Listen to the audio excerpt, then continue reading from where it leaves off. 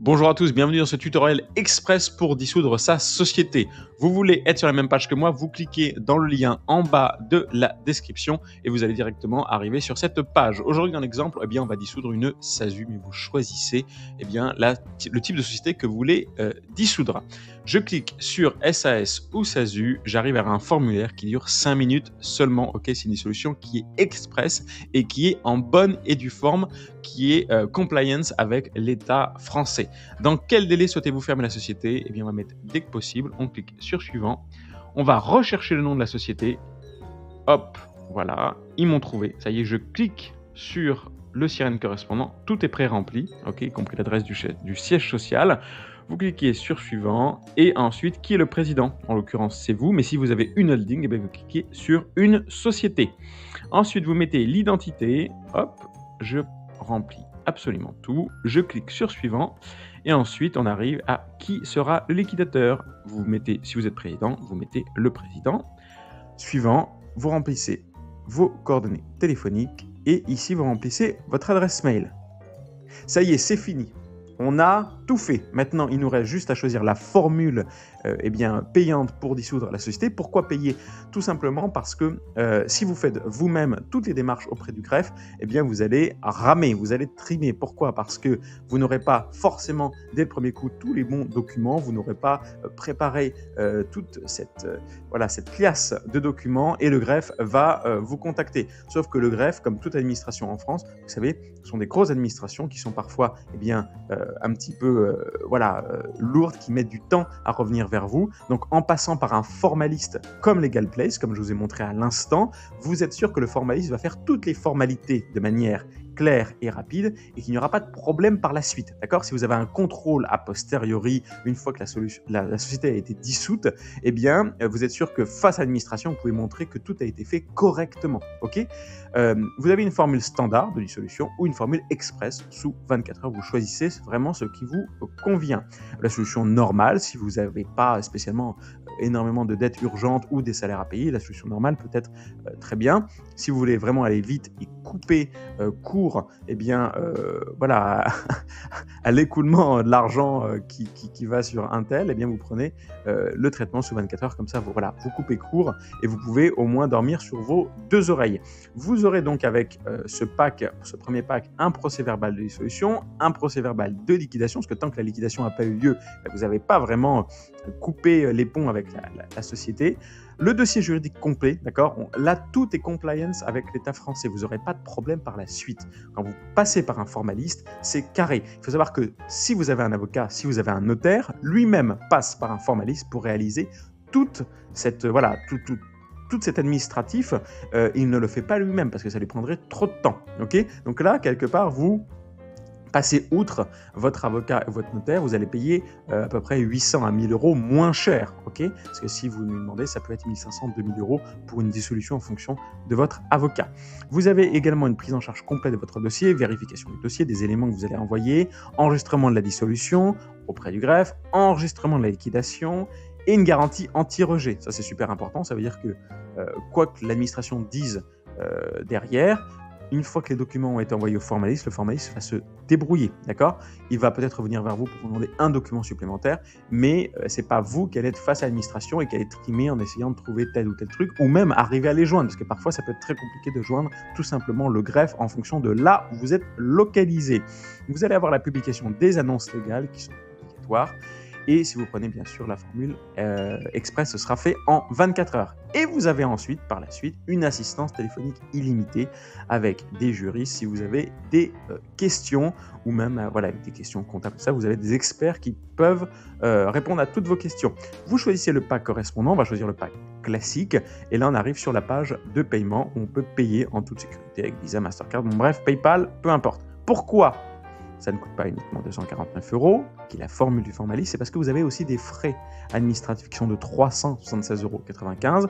Ça, peu importe par qui vous passez, que ce soit votre avocat, votre notaire, un autre formaliste, une autre plateforme, ou peu importe, ces frais seront toujours les mêmes. Ce sont les frais du greffe, d'accord?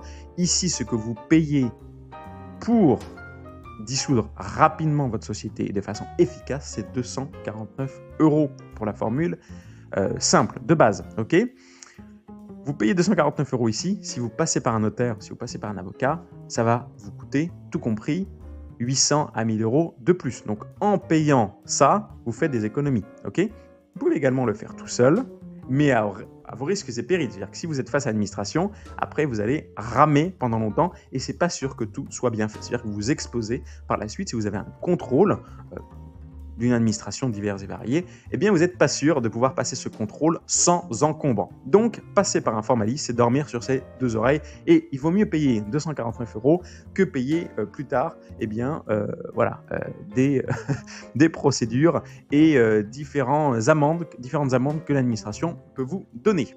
Vous avez vu comment on dissout la société en quelques minutes seulement. Maintenant, on va voir pourquoi c'est important de dissoudre la société. Si vous ne faites pas la dissolution d'une société, je vais vous dire en 4 points très simples, je ne vais pas vous faire un cours énorme, eh bien ce que vous risquez. Premièrement, la responsabilité personnelle du dirigeant, d'accord ? Que vous ayez des dettes bancaires ou autres, vous avez engagé votre responsabilité personnelle, voire même votre patrimoine personnel. Si jamais vous ne faites pas correctement les choses, vous avez des dettes auprès des fournisseurs, vous avez des dettes auprès de l'État ou quoi que ce soit, on peut venir vous chercher sur votre patrimoine personnel ou sur l'argent que vous disposez sur vos comptes. Ensuite, vous pouvez être aussi poursuivi à titre personnel. Et ça, on peut aller chercher du coup une interdiction de gérer, voilà, qui est le point numéro 3. Interdiction de gérer, c'est pas effectivement à vie, mais ça peut être très très embêtant si vous êtes interdit de gérer pour 3, 4, 5 ans, voire plus. Et la solution de prendre des prête-noms ou quoi que ce soit, franchement, ce sont des solutions de secours et je vous déconseille énormément de faire ça. Donc si vous avez une interdiction de gérer, c'est 4-5 ans de votre vie qui est mis à l'arrêt. Si vous êtes un entrepreneur, d'accord ? C'est plus de ressources, c'est plus de moyens de faire de l'argent, c'est plus rien du tout. Donc c'est compliqué quand même si vous ne pouvez pas gérer une société vous-même. Vous avez des sanctions fiscales et sociales.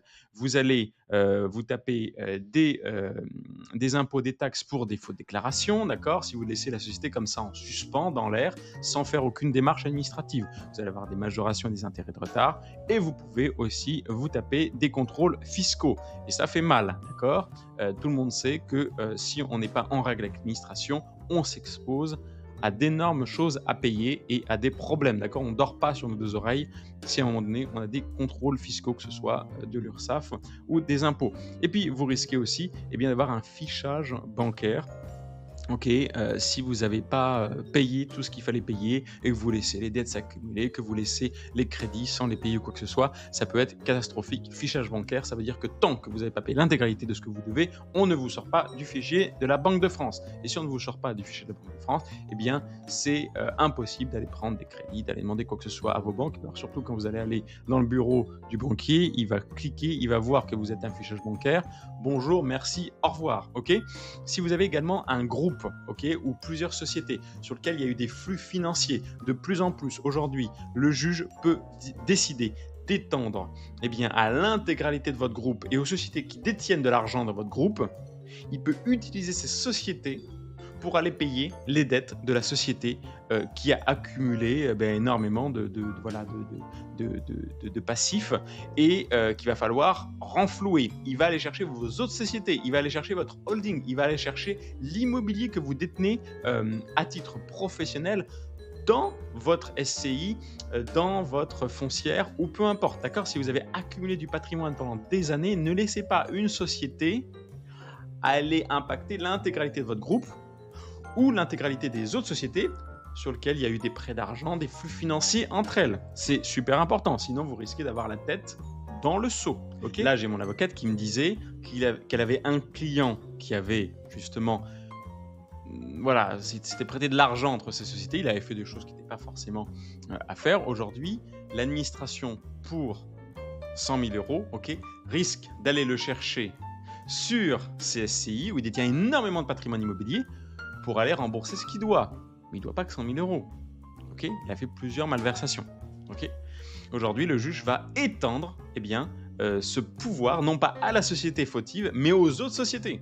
Faites très attention. Bon, vous avez compris en 4 points pourquoi c'était important, si vous avez une société qui est là, qui flotte un peu dans l'air, d'aller la dissoudre correctement pour dormir sur ses deux oreilles, pour être tranquille.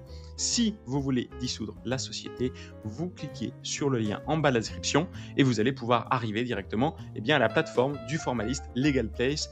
que je vous ai indiqués. Alors oui, je vais toucher une petite commission, ça permet également de faire vivre la chaîne. Si vous voulez pas passer par mon lien d'affiliation, pas de souci, je vous recommande quand même ce Formalize, puisque moi-même je l'utilise pour les créations de mes sociétés et pour les dissolutions de mes sociétés, et c'est quelque chose qui fonctionne correctement. J'ai mis le problème jusqu'à présent, donc c'est pour ça que je vous le conseille. Je n'aurais pas conseillé un petit Formalize qui n'a pas pignon sur rue. Celui-ci a pignon sur rue et fonctionne très bien. Cliquez en bas de la description et on se retrouve pour un nouveau tuto une autre fois.